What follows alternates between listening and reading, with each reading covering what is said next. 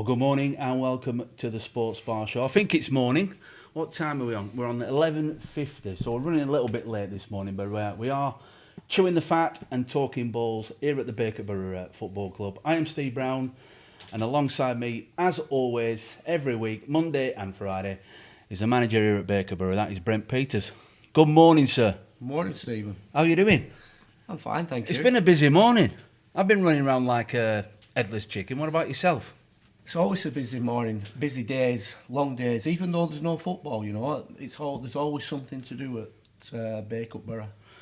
We're going to be talking. Well, we're going to be talking a lot this morning. We've got two sessions lined up, so there will be two videos available to you after we've gone live this morning. You might be watching live now as we speak. If not, you can catch up later. First part, we're going to talk a little bit about the club, about a little bit about you as well, but there's some funny stories in between all of that. There's been a lot going on, and of course we will be catching up in the second part with things that are happening at the moment, because there are still things developing behind the scenes. I did see a few things regarding step 5 and step 6 that we can touch on later on in the second part, Brent, but this first part is really just to look back.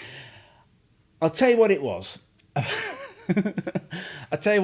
About 2 years ago, I came into contact with Brent, and it was on social media, and I think I spotted you, or we spoke to each other at a game on it. Was it with Steeton? Did I approach you at a Steeton game? Go on, tell us how it went. I was coming off the pitch, and you made a beeline to me, and you said to me, I don't know, you said something, and I come out with a bit of a wisecrack. Yeah. And you said, and you started laughing. It was something I said, and you started laughing. And you said, I bet you could write a book. I said, you're not the first person to say that. I said, but, yeah. You know, let me just put your mind at rest. I can't write a book because my spelling's not the best. Yeah, I'm illiterate. My grammar's not the best either. You know, basically, when I'm typing anything or writing anything, it's how I speak. And you went, well, that doesn't matter. I can sort that out for you. I think I need to come and see you, and then we'll write a book. And that was it. Yeah, and that was it. That was as far as it went. I'm going to say, have you got the book yet? I've got 2 books on here. But we're going to be talking about them. None of them say anything about Brent Peters. Nothing says Brent Peters and Steve Brown on it. But yeah, I came to see you probably a good 12, 13 times. We spent hours and hours. I've got all the recordings at home. Right. But you just haven't got time to put it together. I ain't got time to put it together, but we're here now, and we're going to talk about a little bit about some of those stories. But best place to start with any story, Brent, is at the beginning. You know, we did touch upon it. You know, you've done a lot of things outside the game, and you sent me a list of things. There were just too much to go through. But yeah, how did it all start for you? Because of course you've got your own business. And I suppose before that, there was a lot of things happened before that, because you worked as a forklift truck driver. You did all kinds of things. What didn't you do? You even slept here at some point when you were working. Listen, I weren't a dustman. No. No disrespect to dustmen, so everybody's got to do it. Yeah. No, go on. Joking apart. Listen, when I started off, when I left school at first, you know, I had aspirations. I wanted to be a manager, so I managed to get a job. The job title was trainee manager at Tesco's at Bury. So I bet you thought you'd gone up in the world. Well, I did till I got there. So I'm a trainee manager now. I'm at Tesco's at Bury, and I've shirt and tie on. I must have been the only person filling shelves with a shirt and tie on. You know, all I were really, in all fairness, was a glorified shell filler. He said trainee manager. That just attracted me to the job. But you're there waltzing around shop floor, shirt and tie, thinking I've made it. In modern day today, you'd be there like you're at Asda with this guy with and now if you go to aisle 13, we've got get your black bin bags. You know what I mean? So that was the start, really. Yeah, and then I moved away from that job, and I managed to get a job at a company called Whitefield Soft Drinks. And even though they started off in Radcliffe, I know it's not Whitefield, but they started off in Radcliffe, and they started off in. Were they selling roller cola?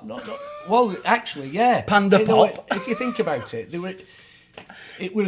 they had a house in a tourist row,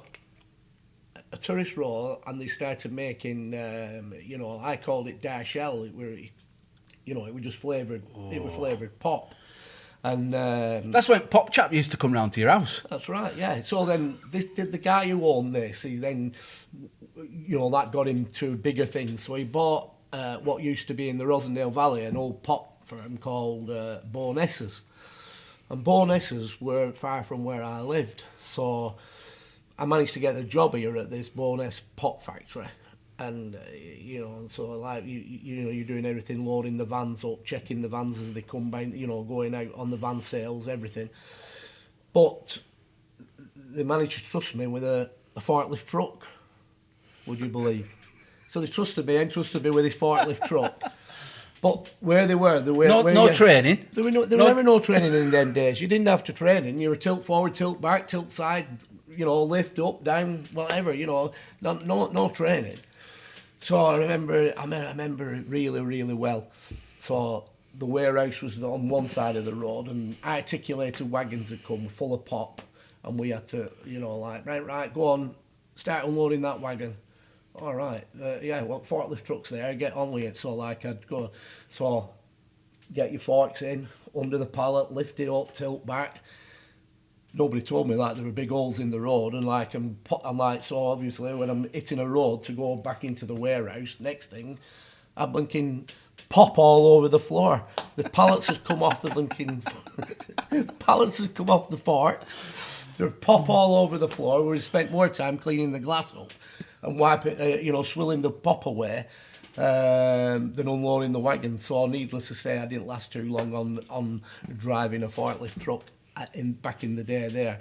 So when did you get involved in distribution? When did that become your the breadwinner for you? Well, in distribution, I've been involved in for years. My late father was into. He was a coach driver, and he used to work at a company in Bury called Inchcliffs, but they had wagons and coaches. So. It's inbred in me a little bit, his distribution in wagon driving. Mm. So I took, all my licences, I've done my Class 1, LGV Class 1, I've done my PSV, so I can drive a coach, drive a bus, I can drive, and I can drive an articulated wagon. So I got myself involved with a few local haulage companies. Dickinson's Transport were a massive company, and Dickinson's Transport actually started off, and then they amalgamated with Knowles Van Lines, and from Knowles Van Lines, between them, Dickinson's Knowles Van Lines amalgamated, and I think they called themselves Inter-County Express, and then from Inter-County Express it got bought out by TNT. Mm-hmm. And you're still working with them guys now? Yeah. It started to get bigger. It went through so all through that. So I was a part of that, and I'm still, I've got a little distribution company, and we work for TNT on a daily basis. So that's how I got into that sort of. A lot of stories to get through, and we've only got a short space of time. But one of the stories was regarding distribution when you were. You managed to get the job at Glossop North End. Can you tell us about that? You took some players down. No, but there's before Glossop North End. Go on. There's before that. Well, there's a lot before that. There were like one morning just after the general election. I think we need to touch on this because it was just after the general election. You mean your little interview with the great Tony Wilson, Mr. Manchester? Yeah. Because what happened were, we were in the yard and all the lads, and listen. I'm laughing. I've heard this story before, but listen, as a football manager, you've got to be serious. You've got to be strict. You've got to instill discipline. But away from all that, I was one of the lads. You know what I mean? I was kind of a Jack the lad. I was a Jack the lad in school, and I was a Jack the lad when I come out of school. And so anyway, this particular morning, it was just after the general elections. I always remember it really, really well. I was working for a company called Barnes Transport. And Barnes Transport was situated actually where Asda is now in Rottenstall. If you know it, Steve, I'm sure you've been there. So we're in the yard one morning, we'd got all our work, all what we've got to do, and before we all went our different ways, the lads would say to me, "Where are you going for your breakfast this morning, Brent?" And I'd say, "I'm going to Inchcliff Cafe on the A59 between Rottenstall and Bury." It's still there now, little white cafe on the top road, right opposite the Red Hall. So I'm going there, all right, we'll come. And then, anyway, we all start heading up the A59 to this transport cafe. And I thought, it's busy here this morning, what's going on? So next thing, there's another haulage company that used to be in Haslingden called J&E Transport. And a lot of their wagons run. I thought, there's something to go, what's happening here this morning? I couldn't believe it. It's not usually like this. So anyway, we goes in, as we open the door, there were lights like this. And this lovely young lady came to see us, and she said, "Oh, we'll take your name, just sit down, the breakfast is on us." And then next thing, the late Tony Wilson appeared, who was presenting Granada Reports, if it were, I don't know what it would have been. Yeah, it would have been Granada. He worked for Granada for years. Anyway, yeah. So the next thing, we're all sat round this table, they take our names and they buy our breakfast. So we're in the... I said, we're going, what's all this about? "Oh, you'll find out in a minute. We're going to go, just in a few more minutes, we're going to go live on breakfast on national TV. You know, it's going to be, we're going live from here." Live? Yeah, so, right, okay. Yeah. By this time, everyone else is like thinking, hold on, I'm running for cover here. So next thing I don't want to be on so telly. I'm sat there, and I'm kind of the last round the table, so it's gone round. So they've gone asking varying questions round this table. And as they come round to me. "So, good morning, Brent. What's your opinion of the general election and the way the election's gone last night? And what do you think about the fact that there's 3 million people unemployed?" And I've gone straight away off the cuff. I don't know what made me do it, but straight away off the cuff, I've gone, "I'll tell you what it is. There'll be 3 million and one unemployed if my boss is watching this now. I should have been a Horwich an hour ago." And needless to say, we're watching it. But And what did Tony say? All Tony said were, we don't want to be costing people their jobs, and just brushed over it. But no, my boss were, because at the end of the day, when I got back into the depot, it wasn't the boss that was watching it, his father at home were watching it, and his father at home rang the depot and said, "Hey, one of our wagons, a couple of our drivers in this transport cafe." Bit of publicity there. So yeah. So back in the day, that great fond memories. Brill. But moving on to what I was talking about before, about the having the truck, and you got the job at Glossop. You went down to Glossop. There's a couple of stories we need to touch upon at Glossop, because it was fun and games down there, weren't it? Tell me about it. I had a. But it would have been seen as a good job back. Let me tell you what happened. Right, I had a furniture removal and storage business in Rosendale. I bought this. I used to. That were another place where I worked at. A company called Dewhurst Removals, which was the oldest established furniture removal company in the Rossendale Valley. And I ended up where I invested into the company. I bought the company out, basically.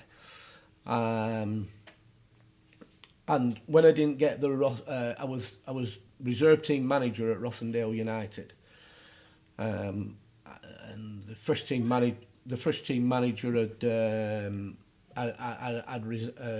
resigned at the end of the season, and everybody said I was the favourite for the first team to take over the first team. Anyway, I went to the interviews at Rosendale, and one of the questions that was asked was, if you're not successful at getting the manager's job, would you really consider staying on? We don't want to lose you. Would you stay on as assistant, as number two? And I basically turned around and went, no. I said, I'll be honest with you, I'm not a number two, I'm a number one all day long. And I since got told that it was a split board. Most of them wanted me to be the manager at that time, because it was local, we'd done well with the reserves, I'd inherited a lot of players. Yeah. That it just fit into it. It just fit, but there was, I'll not mention no names because he's still involved in football now. In fact, he's at a Tameside club on the board of directors. I've since found out that him and his wife, because me and him didn't kind of get on, because I don't suffer fools, you know, and me and him kind of didn't get on, and he was adamant that, and he was on the board at the time, and he was an ex-player, and he went onto the board. He actually went onto the board to be a player's representative on the board, would you believe? Right. But he went on the board, and when he went on the board, he kind of changed from that. He wasn't really a player's representative. He was a board member, fully fledged, basically. Yeah.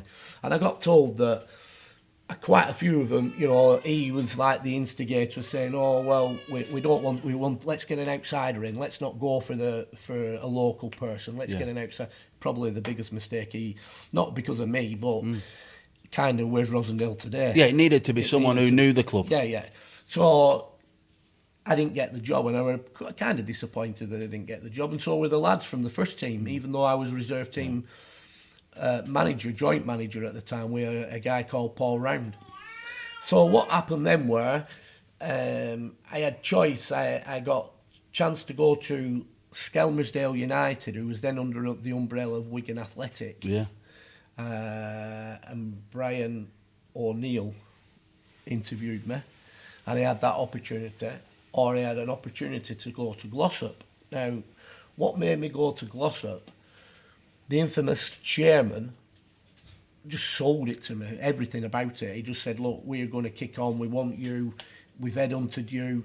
We want you to come, and we want to take this club back up into the Reformer Football League, Club of Glossop, back up into the Football League. You're the man to do it, and I'm the man to back you," basically.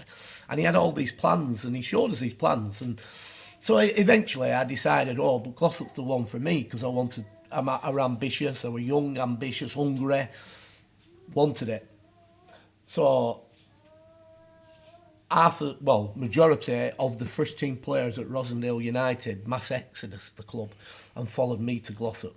There was Paul Beck that went to Accrington Stanley, but apart from Paul Beck and I think the goalkeeper Johnny Parrott, he stayed local.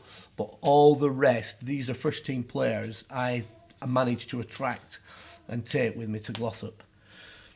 Now you're going to ask me, how do we get there on the first day? Well, yeah, and I've already kind of alluded to it in the fact that you own a distribution company, a furniture removal and storage company. So what we did, because the nucleus of the players coming from Rosendale, there was quite a few. Yeah, a lot. More enough to go in a van. Enough to get in a van. So we had this idea, so they all got it back of a furniture removal van. We put some tables in, and they were playing cards on the way to Glossop. Bloody hellfire. So we arrive at Glossop, and they're coming out. What were they sat on? Milk crates? The coughing, the spluttering, bloody hell, my eyes are killing Carbon me. monoxide poisoning. Killing me. Diesel fumes coming through the floorboards in the back. My eyes are killing me, Brent. I don't think this was the best idea, was it? To get to Glossop. Not before pre-match. Some good play. I mean, one player that springs to mind who were in the back of that furniture removal van was Andy Wharton. Do you remember Andy Wharton? Andy Wharton at Burnley. Played at Burnley. He used to have BFC on his knuckles. On his knuckles, yeah. Well, he was one of the players who was in the back of the furniture removal van when we arrived at Glossop. Yeah, but we had Glossop, and even the lads, even if I bump into the lads today, they always talk about Glossop. No matter what went on at Glossop, they loved the time. It was different. It was a challenge. We had a great side.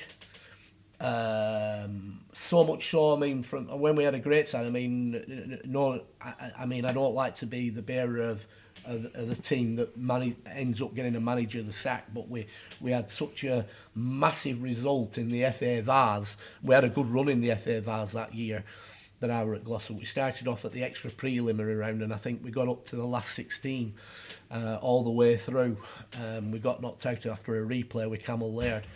But one of the big scouts that we had, we drew Kerrs and Ashton, and we put 6 past them. I think and the manager at the time occurred, sadly, lost his job after that because, you know, bragging rights and everything else. Little Glossop shouldn't be doing that against Kerrs and Ashton.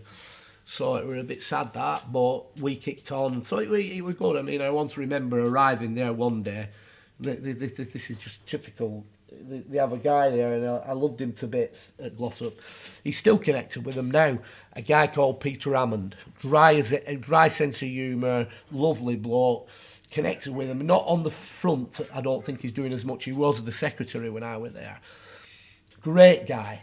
And I remember pulling up one day outside the ground. We pulled up. And nobody had come, nobody arrived. It was all locked up this particular day. And I'm looking through the fence, and all I could see was yellow. The pitch was yellow. It was covered yellow. So Peter Hammond pulls up. Like, Peter, I said, the pitch, has it not been cut or anything? I said, it's yellow. It's full of buttercups. You know what he said? What, did you want, tulips? That's the answer. Where do you go from that? You didn't need Interflora, did you? No, blimey. But no, they were great days at Glossop, seriously. Tell us about the chairman, though, because there's a story to tell. A minute. Well, the one where I never thought we'd be bringing Nick Ross and Jill Dando into this with Crime Watch. Look, I hadn't a clue. The guy was genuine. He spoke well. He was from public school. Yeah. Seriously, he was a well-educated man. Yeah. He led me to believe he had a demolition company in Manchester. And when you spoke to him, he was really well-to-do. Everything really, you can imagine from... Probably one of the only few people to pull the wool over your eyes. Oh, tell me about it. I couldn't believe... He had all these plans, basically had all these plans about... we're going to turn this is what our new stadium has sold it. He told me so. We're in his ground. And you were going to be driving it.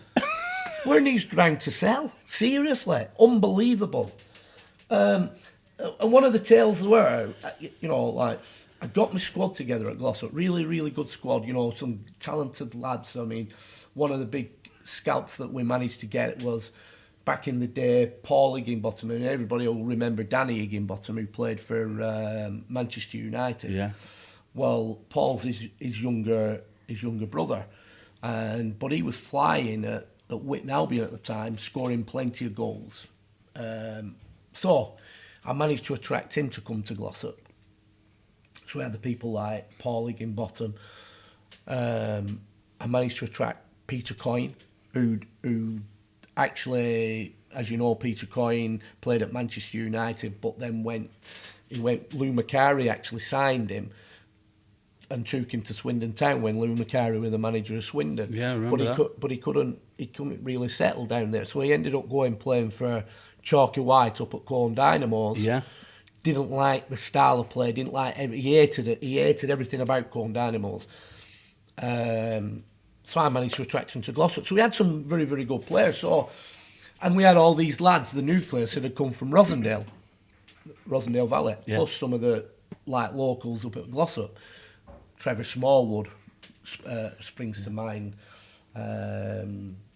You know, there were other lads. And of course, you had a goalkeeper at the time as well. No, we didn't have this goalkeeper. What happened I said to the chairman, look, I need a goal. I'm desperate for a goalkeeper. You know, we need a top goalkeeper. So he said, look, I'll back you all the way. You know. So anyway, back in the day, the PFA list used to come out, and you'd have the PFA list, and it'd tell you all the players who were in contract, out of contract, under offer. So there's a player appears who I knew a lot about, kind of his ability and everything. A lad called Andy Gorton. So before I make an inquiry, straight away it said under offer. So I contacted Lincoln City, or is it Lincoln City? So I contacted Lincoln City, and Lincoln City, they said to me, "Oh yeah, we're looking for £10,000 for him." Well, we're a little Glossop, we couldn't afford thinking, you know, 10,000 pence, if you understand my logic. Mm-hmm. So how are we going to pay for that? So I report back to the chairman. I go back and say, listen, we've no chance with this Andy Gorton. It's out of our league, you know what I mean? They want £10,000, so it's not going to happen. how's it work? Can we not just... I said, listen, he's under offer. I said, so we can have permission to speak to him. We can speak to him. I said, but the simple fact is we can speak to him. If we can even invite him in and train. But because if we can't agree a fee, it'll go to a tribunal. Yeah. But if we play him in any league game, then we'll have to pay the fee that's set by the tribunal. Yeah. Right, okay, right, well, we'll do that. So before I jumped in, I started to do my due diligence with managers that I knew. So I spoke to Frank Casper. Frank, what about this Andy Gordon? Frank's gone, Brent, Leave him. listen, Don't leave touch him him. alone. Give him a wide berth. Why, Frank? He's a good goalie. Yeah, he'll be trouble. He's too much trouble. He'll be an handful. Yeah. Leave him. Yeah. So I'm desperate for a keeper. So I rang, God rest his soul, Danny Bagara. Remember Danny Bagara? Yes, from Stockport County. Yeah. So I rang Danny. The Uruguayan. Yeah, but I can't tell the speaker, but it was funny what he had to say to me. He goes, Brent, with a bit of a legal, but not like that. But Brent, Well, you're doing a good job of it. he goes, I tell you now, you don't sell Andy Gorton. You don't touch him. He said, if you sign him, I can't repeat that. He said, you are whatever. Yeah. And I'll disown you. He said, don't touch him. He said, so I'm thinking, why are all these managers against him? I just don't get it. Yeah. So I goes back to Frank again. Frank, I said, why? I said, does Frank just tell me something? Does he seriously? He's a good keeper. Does he steal out at change room? No, nothing like that, Brent. Nothing. He said he's just wayward. He's off the rails. He'll go off the rails. Yeah. But I'm a kind of person that, in all fairness, I will give some. I'll speak to him and tell him. And I told anyway. Cut a long story short, we got him in. I got him in, and I told him. I said, look, the world are all against you out there. They're telling me not to sign you. I said, the first time you muddy the water, I'm going to give you a chance here if we can. The first time you muddy the water with me, then we're history. But you keep your nose clean with me, then we'll get on.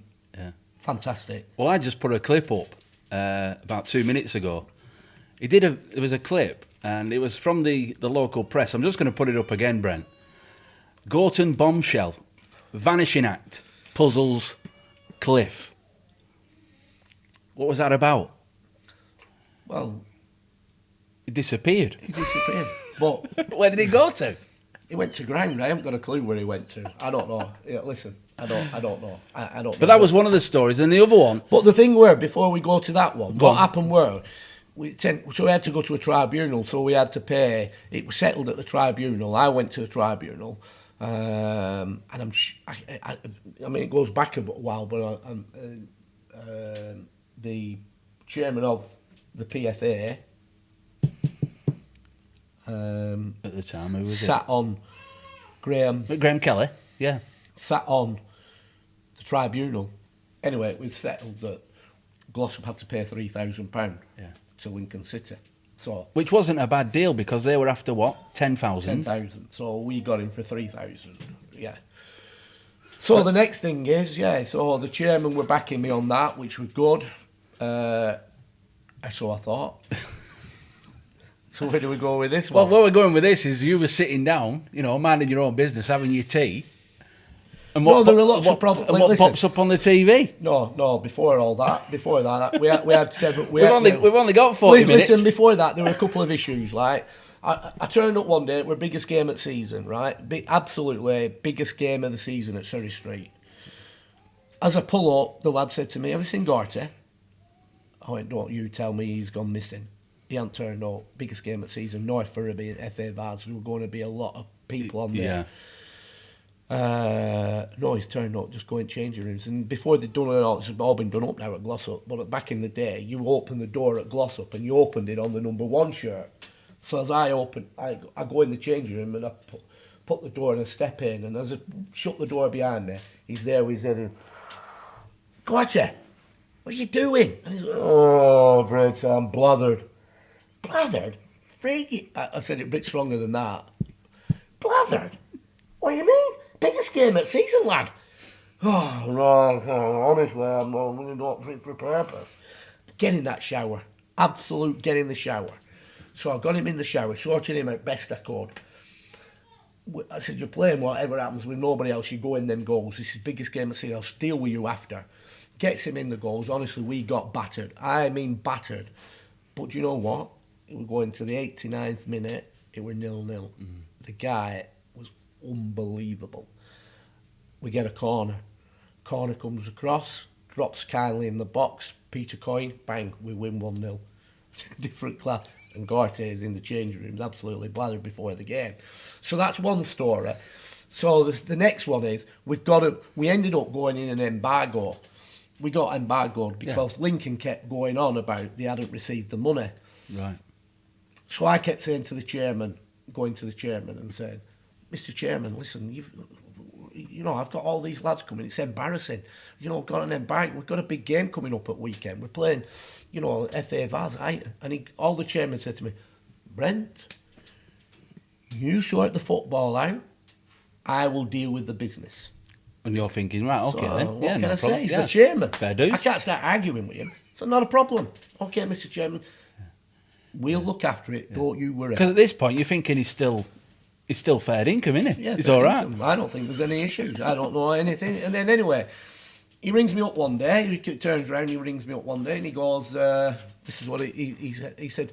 You'll be pleased to know, Brent, we're on our way to the embargo will be lifted this week because me and Andrew Gorton, we're on our way to Lincoln. We're travelling over the Snake Pass. We're going to Lincoln. We'll drive by road. We'll get there, and we'll take the cash. I'm going to pay him in cash. And we'll pay him. No problem. So you're in go. Yeah, fine. That's a weight off my shoulder. Next thing, I get another phone call. It's Gorty this time. Oh, Brent, you're not going to believe it. I'm stuck over at Snake Pass with the chairman. He's gone trying. We've broke down. Oh, you're joking? No, we broke down. So, next thing, another phone call. It's the chairman. Oh, you're not going to... While I'd gone to make a phone call to get somebody to come and recover us, he said, somebody's broke into my car and took the suitcase with all the cash in. I went, you can't make that up.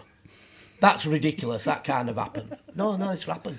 So we're still under an embargo, and he hasn't gone to Lincoln, and we haven't paid the $3,000. Yeah. Now it goes deeper than that. Yeah. So next thing, this is eventually he pays the $3,000, right? So, but then he turns up at my removal business office this particular day. I'm going to tell you, right? He turns up at my office in Rottenstall. Didn't know he were coming, and it was the days when the Ford Sierra cars were... The Cosworths. Cosworths. Yeah.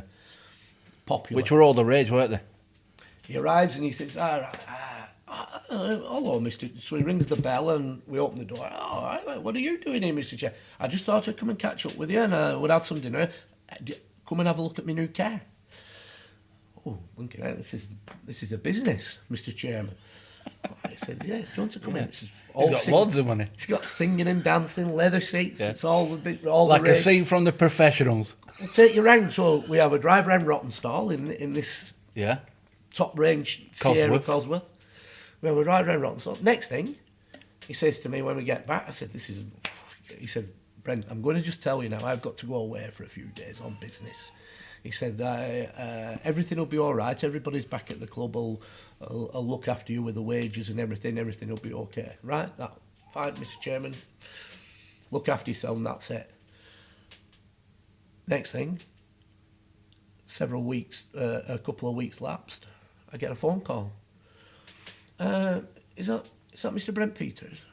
Yes, speaking. I'm just wondering, do you know a Peter Smith? I said, yeah, he's my chairman of the football club I manage. Oh, right. So he says, do you know where he is? His whereabouts? I said, to be honest, I seen him 2 weeks ago. He's gone away. He's away on business. I haven't got a clue where he is now. I said, why is there an issue? Well, there is an issue. He said, he's gone missing. He searched rent-a-car. He said he hasn't returned our car, and since found out he sold it. And he said, it searched rent-a-car. Oh, I said, so anyway, lo and behold, the next thing that happens, I arrive at the club one day, and all the old committee arrived back, and I were like asking questions to Peter Hammond and saying, Peter, what's going on? What's that? Brent, you'll just have to carry on. Regardless, there's obviously issues going on. There's a lot of issues. I don't think you'll see Mr. Smith again anytime soon. It's not going to happen. You'll not see him. You know, and we're part through a season, and we were being successful. In fact, I guided Glossop to the first trophy for 16 years, which were the Lamont Pills, which is probably Lamont Pills, the first division trophy. So, but the next thing that happens, I'm sat at home. You talked about it. What's she called on Crime Watch? Right? Well, yeah, Jill Dando. I'm sat at home. Feet up watching. This figure comes on. It's the Glossop chairman. It's like a scene from Only Fools and Horses when they're apparently they're after Del Boy and Rodney in Miami. Listen, fugitives. He's down on the south coast somewhere. Yeah. He's walked into a jeweller's shop. Dear oh dear. Right, you've got all the cuttings. It's all there. I put the cutting on. He's gone into a jeweller's shop. He must have asked for tray number 50. I'll just put the cutting on again. Cause he's asked for tray number 50. There was a manhunt for him. Glossop soccer boss is hunted by police. He's making national spread. Blimey, honestly, you can't write it. You can't script it. So he's there on Crime Watch, and he's gone in his jewellers. He's asked for tray 50, and he's done a runner with it. The rest is history. And from that day to this day, I have not seen him since. But do you know what? Away from, we can laugh about it. It's not good, and you shouldn't have done anything. But when they talk about likeable rogues, yeah, he was in that category. He was definitely in that category. And my lads, and I speak to people who's not even connected. When I bump into people, I've got a lad who played for me who's doing well at Man City, who's not a footballer, who's on the backroom staff at Man City. Yeah. And every time I bump into him, he went, you know what, the best days in my football career were with you at Glossop. Yeah, he said it were a laugh a minute. He said it were brilliant. And with a good team, which helped. Yeah. Because we were successful. Well, going from a rogue to a good man, I want to go a bit further now, because we've run out of time a little bit. Frank Casper, top man. Absolutely. Not only top man, Frank Casper, top footballer, brilliant footballer. His career, sadly, was ended quite early, and it's a bit reminiscent, really, of his son Chris, and he's another top lad. Yeah. What was it like working with him at Bury? Off the old block. But Frank got badly injured in a challenge with I think it was, I'm nearly certain it was Norman Hunter, Leeds United back in the day. But Frank, a gentleman, top guy. I learned so much. Excellent from coach. Frank and Martin Dobson. It was Frank that's actually in my early days. I seek for advice, spoke to. He gave me advice. He helped me get, through Bury. Helped me get into coaching, and you say that Dobbo was part of that as well. Well, Martin was the manager, weren't he? And Frank was the first team coach when I went into Bury at first. But it was through Frank that I got into Bury at first. You were showing me before the books. Oh, well, I've got. By the way. Well, go on. Let's just in tribute to you've got your shirt. I've got my shirt. Well, I had at Bury, so I thought I'll bring that just in tribute because obviously, they're not. Yeah. Well, there you go. That's the good old days. The good old days and birthdays with the sponsors.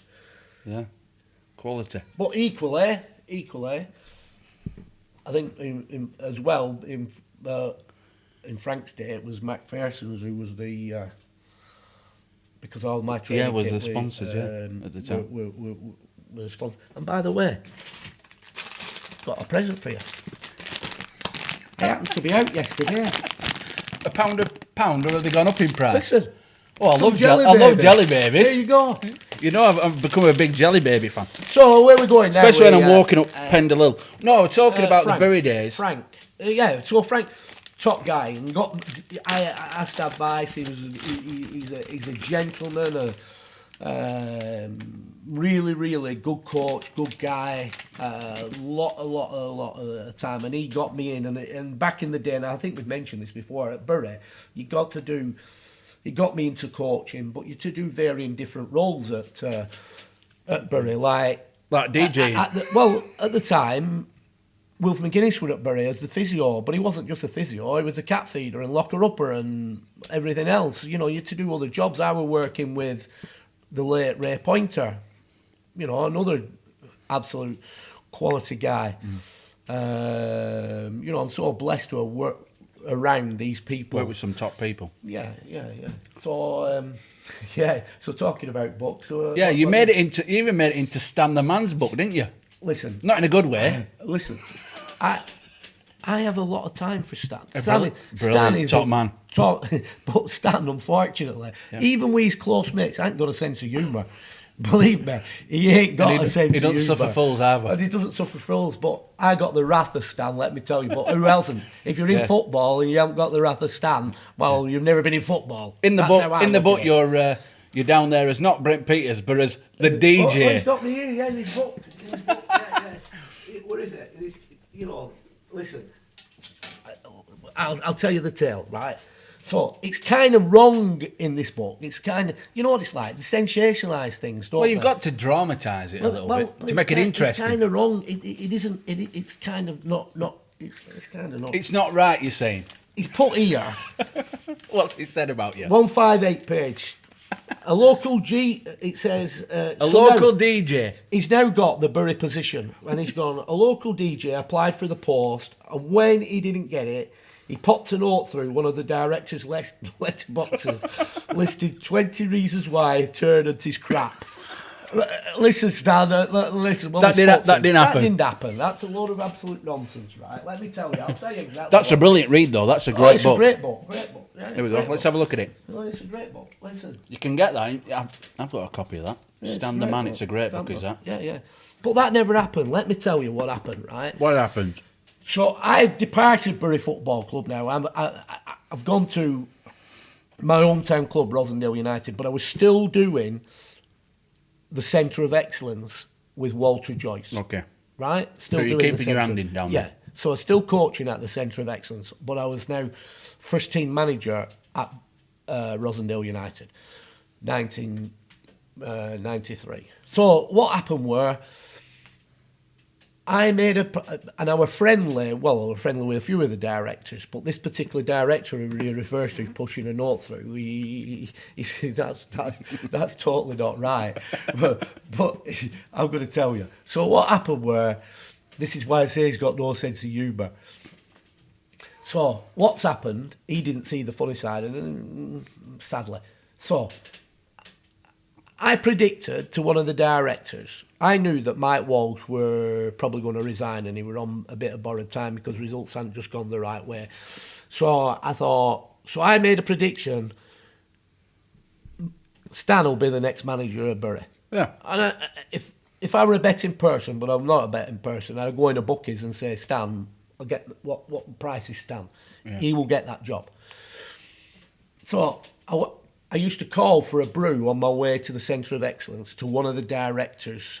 He had an haulage company in Bury. Yeah. So I used to call for a brew and have a chat, and we'd just chat like we are. So you were in the same game, weren't you, really? Yeah, haulage. With haulage. So we'd just chat haulage, we'd chat football. And I liked his company. I'd like to think he liked my company, you know. So we were there, and I kept saying to him, you know what?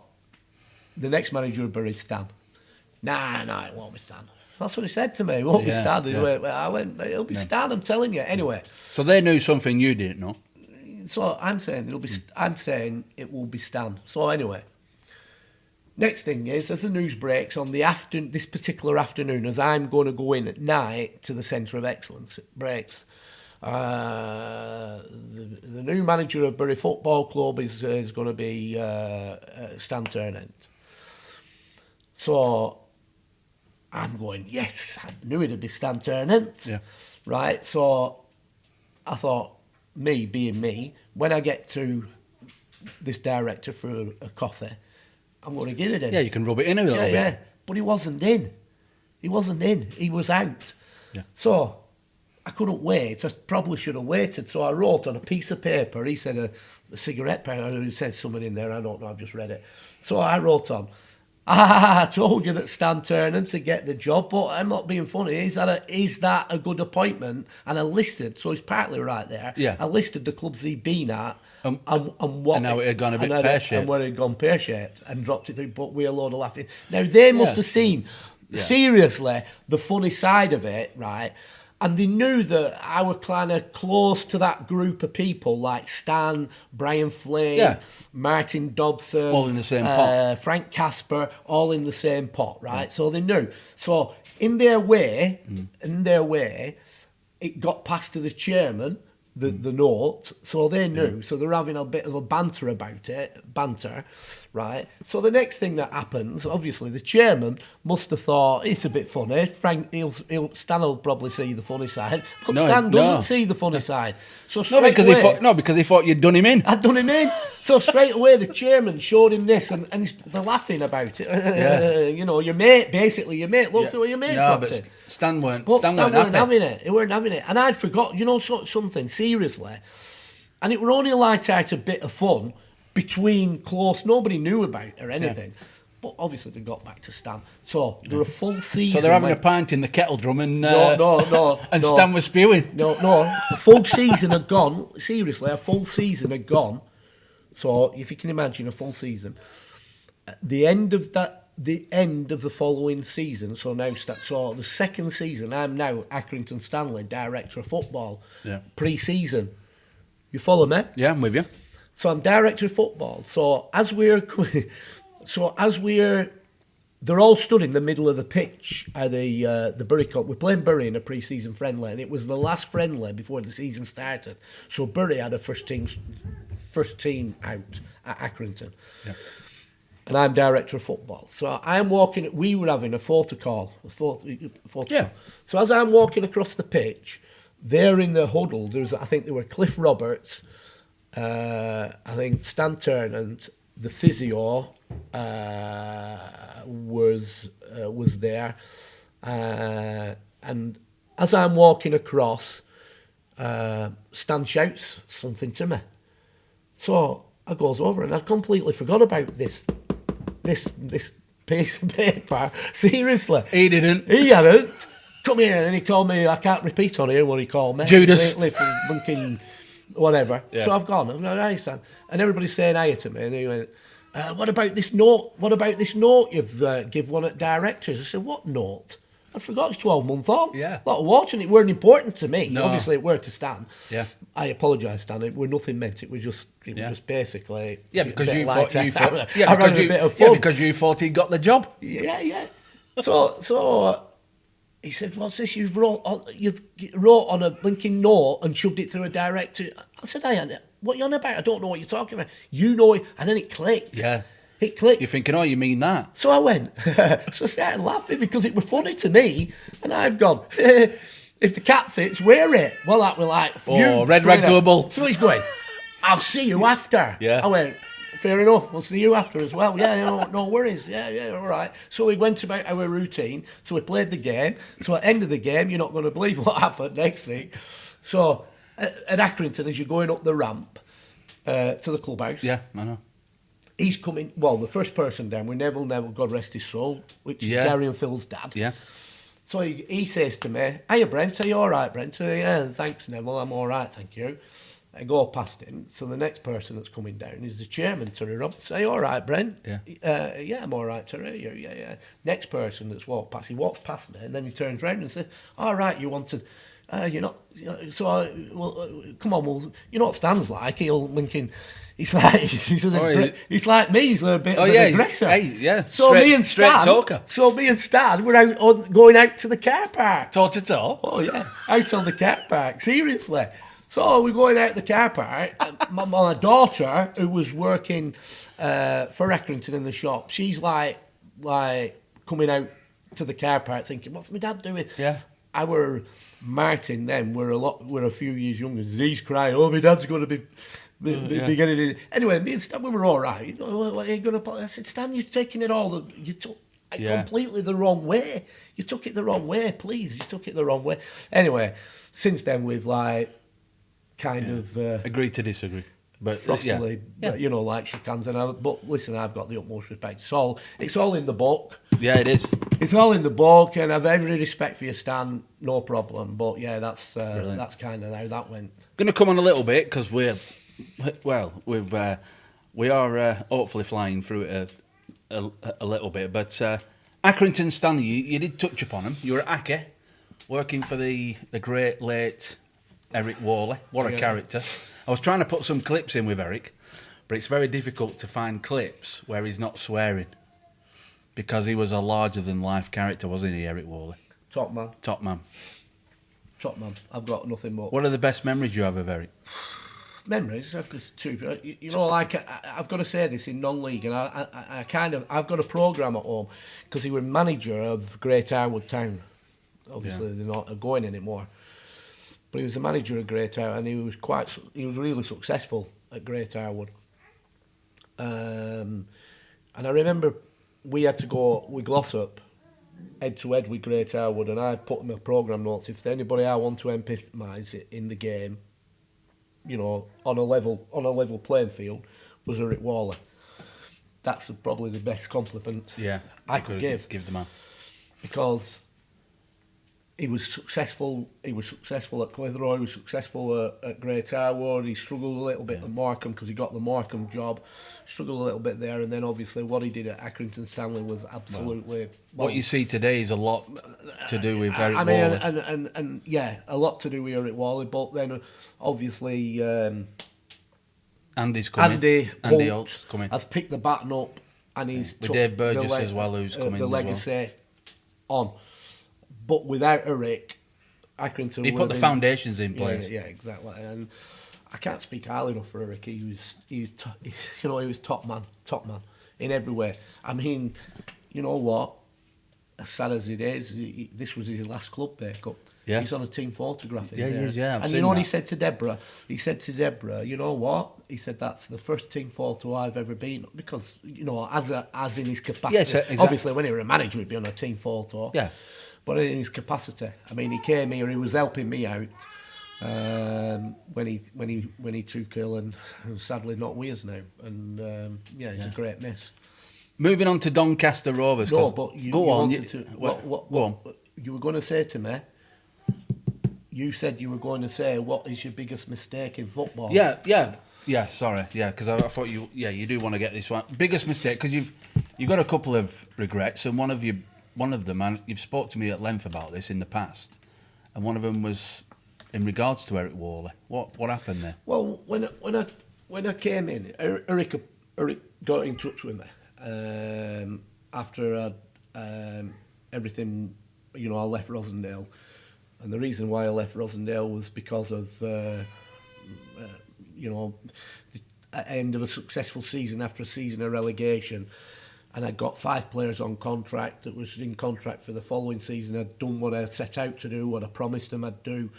But what always happens when you start to be successful, people who've run away from the club in the past start to come back. And there were certain people that came onto the board halfway through a season that had done a runner from them before. And they started having a voice and saying that we shouldn't be paying the expenses of the wage bill that we're giving Brent Peters. We should be spending some of that on our ground. Anyway, they tried to cut my wage bill, and I couldn't see how they could justify it after finishing second in the league after a relegation and winning the cup,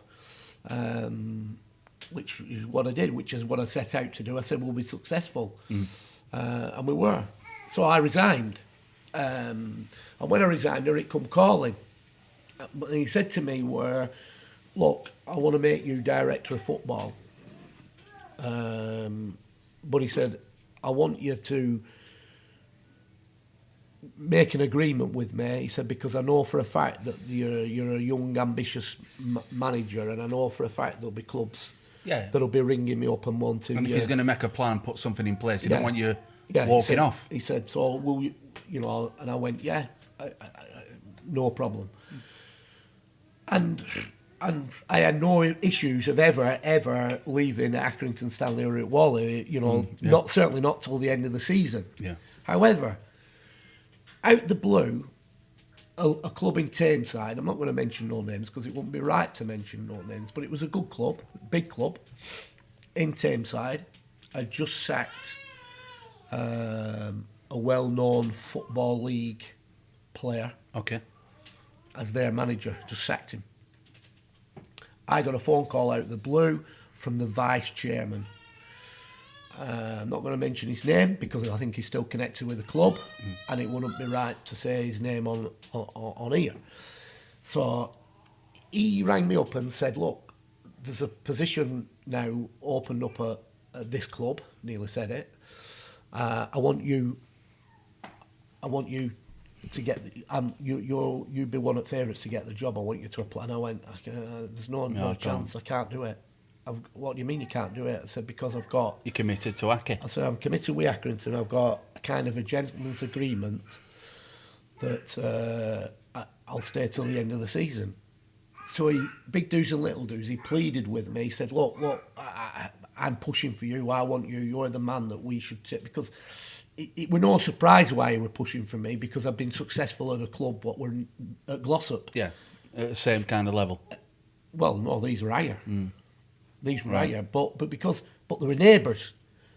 You get me? I'm with you. So obviously, profile of everything, and the players that were attracting into Glossop, it didn't surprise me that this guy was pushing me to apply for this position.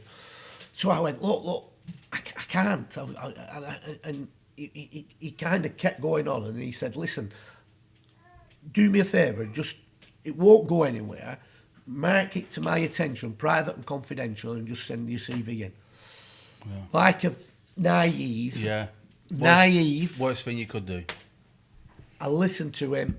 And it got back. Worst thing I did. Yeah. I sent it in. Well, it didn't get back straight away. What happened were, I was summoned for an interview. I went for the interview, and I was asked at the interview. I was actually then shortlisted, and it was the next interview when I was shortlisted, which put me in a bit of a sticky position, because it happened to be the second interview was when Accrington had a game, and my daughter was working there. Was also working there. She was doing the club shop and helping out. And I thought, what do I do now? I've got myself in a right mess here, and wrongly, and I really lived to my dying day regretting this. I kind of, this is why people can't pull the wool over my eyes. I kind of made an excuse through my business that there were an issue and I couldn't make it anyway. Basically, I didn't go to that game, but I went for this interview, and it sounded like I was going to get the position. But I said to him, look, I've got a gentleman's agreement and I shouldn't even be here now. I said, but my hand were forced, and if I'm going to be successful, please, before it gets announced, I want to be the one that tells Eric, speaks to Eric. I hadn't got a chance. I got in my office at 9 o'clock morning after my phone were ringing. He already knew. And he actually was going mad, and I get that. And he said to me, you're going to get the job. I wish you all the best. And he said, but I can't have any, he said, it's not the first club that's been chasing you.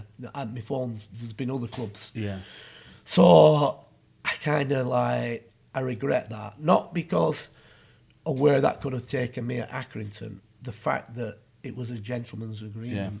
Yeah. The values. And I was the values.